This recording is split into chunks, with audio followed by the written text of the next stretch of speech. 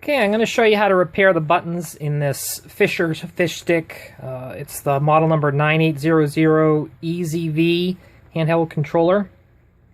Now, this is assuming you've already gotten the unit apart to this point and unplugged the keypad part. At this point, all you have to do is the top rubber part is held onto the board just by some silicone pins that stick through there. You can just peel it apart like that and pull it gently out like that. And what happens is this black material wears out and it gets all black in here and oily and stuff builds up on here. And these don't work that great in the cold, and of course this is a Plow unit. So the colder it is, the less these buttons work. So what you need to do is clean the keypad with isopropyl alcohol, and I like 91%. It has less water in it than the 70%. And you can use like a cleaning rag or Q-tips, but you want to clean this really well. And you can't hurt it with rubbing alcohol. You could actually just dunk this thing into a vat of rubbing alcohol. So depending on how nasty it is, if it's not too bad, I would just maybe dampen a rag and gently clean it off like that.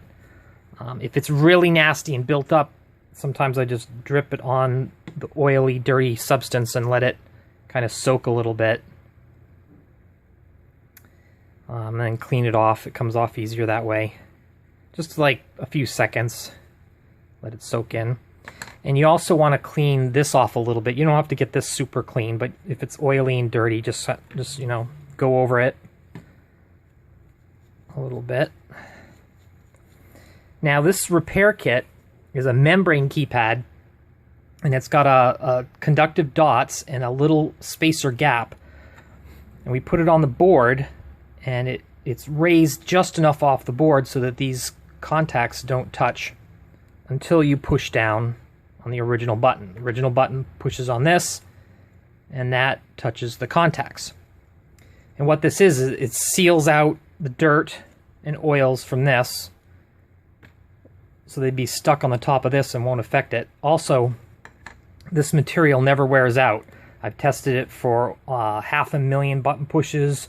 I've gone at it with like emery board fingernail file, and I've made thousands of keypads with this, and I've never had them wear out.